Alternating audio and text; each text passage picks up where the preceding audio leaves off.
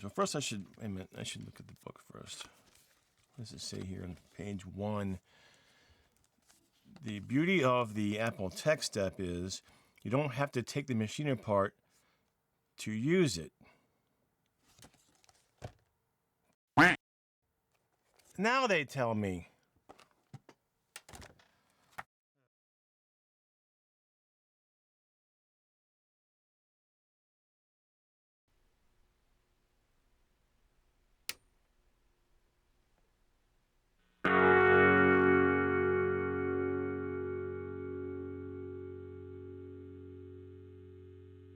It's MARCHintosh 2024.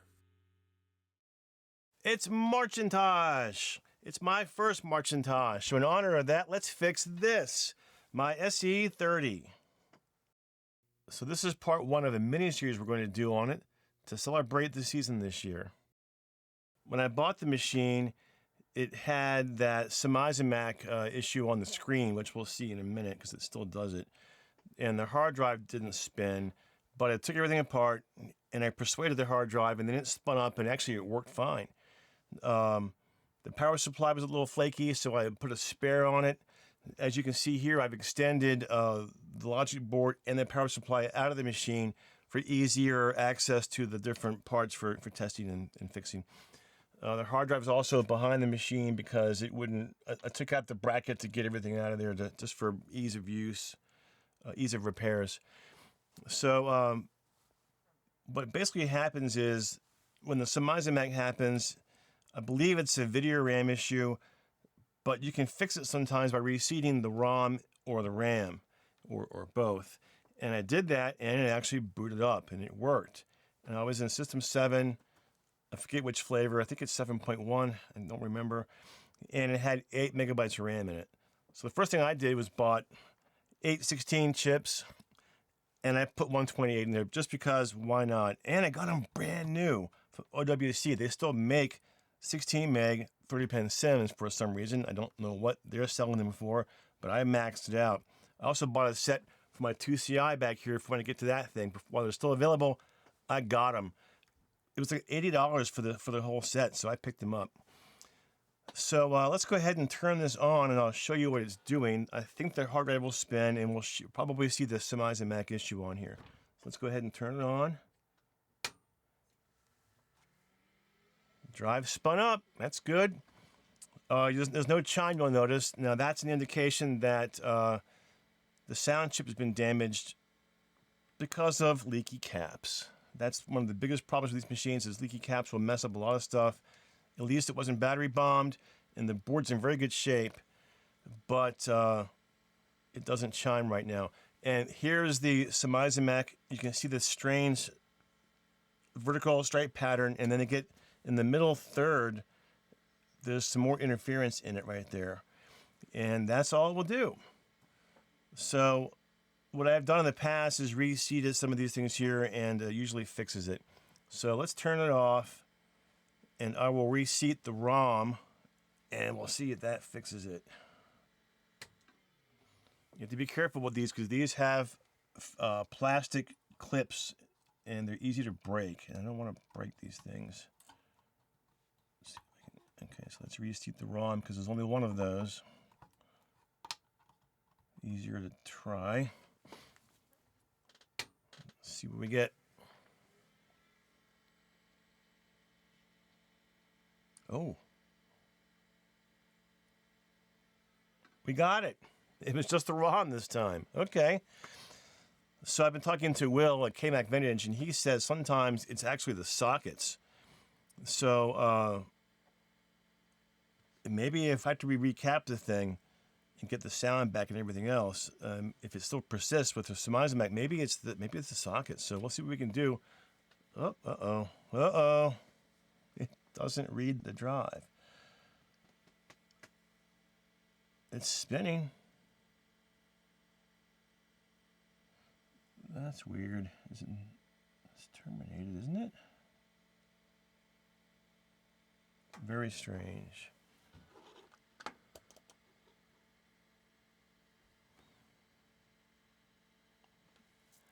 Now that's really weird. It's definitely spinning. why it's doing this. Okay, well, this drive isn't very happy. Let's go ahead and turn it off, and we'll take out the Apple Tech Step.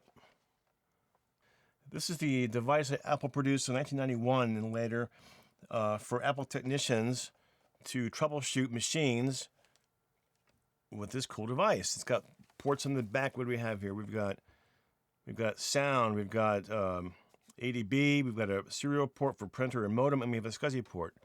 So, and we can actually plug this in here with the supplied cables and figure out what's going on. So let's take a little bit of a break as I plug this thing in, and we'll do some troubleshooting. Okay, we're back. I plugged all the connectors in, and let's go ahead and turn on the Tech Step and see what happens. There's no mouse or keyboard needed for this. Let's see what we get. I think we gotta turn that on first. Slide, yep. And we'll turn it on the computer. And we should get a SADMAC.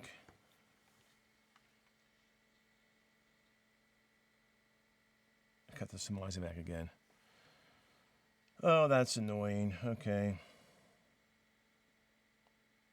I wonder if it'll work even with that on the screen. So let's see, we got here. I can't read it. Identify CPU. It's none of these. Is this the wrong one? Well, it's volume 3. Okay, I've got the wrong version of the ROM in here. Okay, this is volume 3 ROM. I need volume 1. On the side, we have these 2 ROM cartridges. One of them is for SCSI, and one of them is for different models of the computer.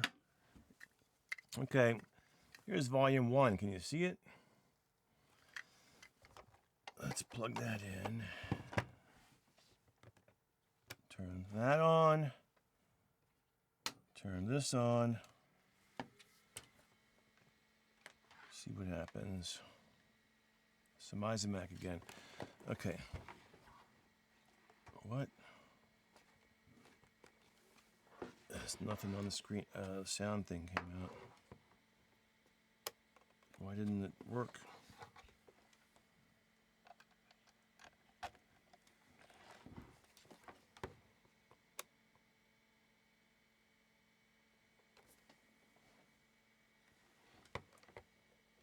Oh, here we go.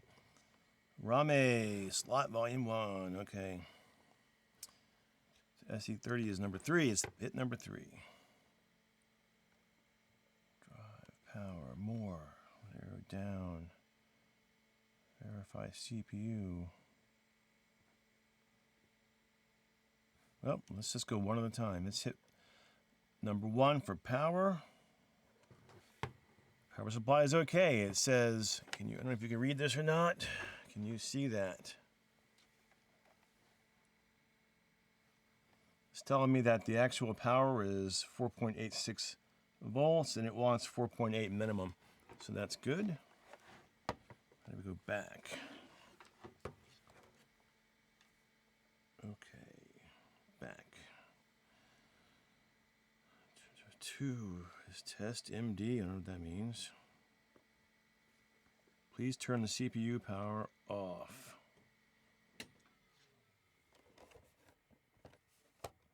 Please turn it back on. Okay. Initializing test manager mode via SCSI. SMIZAMAC back on the screen again, as we've seen today. SCSI or serial problem. Try manual TM entry. Press back. I don't know what that means. Let's go to number 3, which is the logic test. Let's do all tests.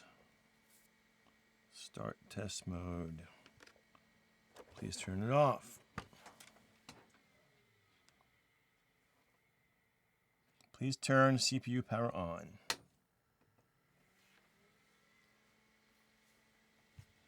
Okay. Yes, SCSI. Serial or SCSI problem. Press back. I can't do anything. 3. Check some. Lost connection with UUT. Check error. UUT functions. I don't know what that means. Let's just do ROM check, which is 2. Okay, this is going to take a while, so let's go ahead and I'll shut down and do this test and come back when we're done. Okay, we're back from all the testing, and wow, that was fruitless. A lot of the tests failed because of some strange SCSI error, and although strangely it was reading the hard drive, it identified that it was a quantum drive.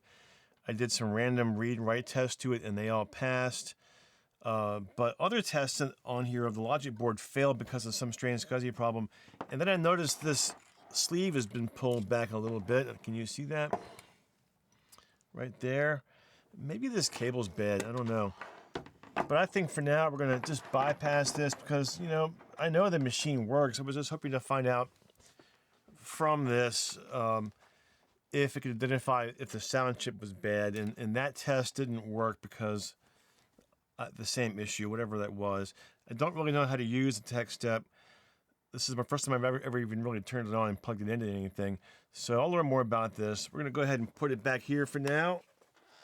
And turn the machine on again and see if it works. Because I reseated the ROM during the break and we'll see what happens.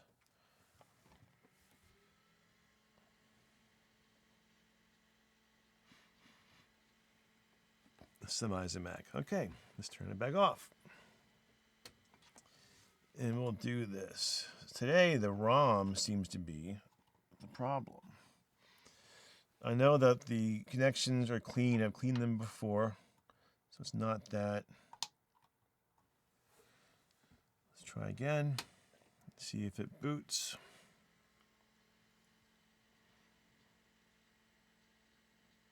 Okay, we got screen this time, so that's good. It doesn't like that very much, does it? Happy Mac. Okay, cool. Is there a mouse? Not yet. Welcome to Macintosh. Hey, that's spelled wrong. Here comes the extensions. Oh, no iOmega. I have the zip drive back here I've been using to transfer data back and forth between all the old computers I've got. And that booted up pretty fast, I think. They say that when you have a lot of RAM in here, it makes the boot time longer because it does a RAM check when you turn it on, and that wasn't very long. And it should be at 128. Let's see. Yep. Right there. And what OS is it? 701. Okay, it's 701 on that hard drive. And let me change the mouse speed. Where are control panels? I had the battery out. And when you have the battery out, it always forgets the mouse speed. There it is. Does this work? No. Yes, it does. MOU. Can I get it? I did. Keyboard shortcuts. Okay. Let's make it go really fast. There we go. That's mouse speed. Okay. So this is a 20. Is it 20 or 40? 20 or 40 megabyte hard drive. Let me see here real quick. It is a 40 megabyte hard drive. And it's almost full. So I need to back this thing up and move forward with either another SCSI drive. This one is kind of flaky. Maybe I'll put Blue SCSI 2 in here. Maybe we'll do that part of this MARCHintosh thing. That'd be kind of fun. Okay, let's see. Do we have anything cool in here? What's in here? Any cool games? I think it has Missile Command in it.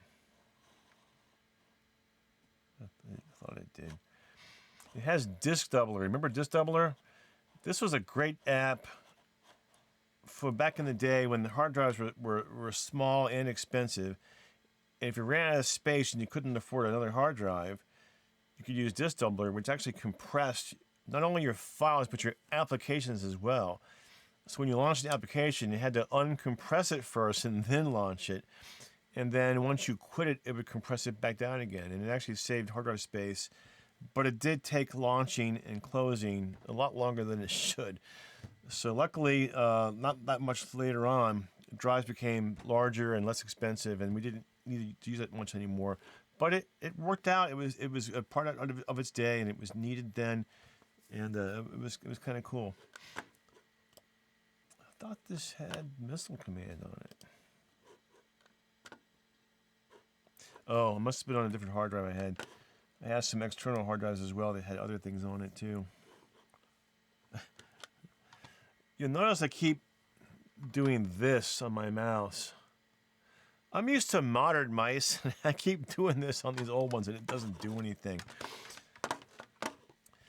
Well, at least the machine's working. Like I was saying before, it does work. It just has issues where there's no sound, which is probably that sound chip over here.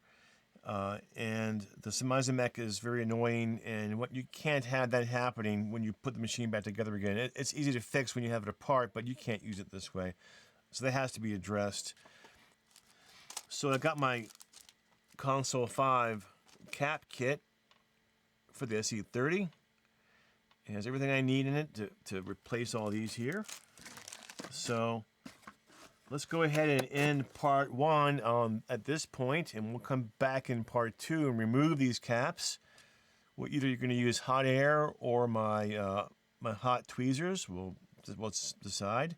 And then we'll replace these caps, and we'll see if the sound comes back and if anything else gets better on this thing. I don't think it'll solve that problem. I really do think it's this. Oh boy. Did you see that? I think our slot's messed up. So on that note, let's end part 1, and we'll come back in part 2 and begin repairing this thing. Well, happy MARCHintosh, and thanks for watching.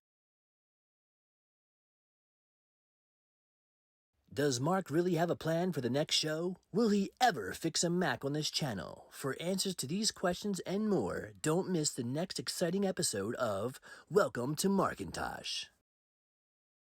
Smash that like button. Smash it good.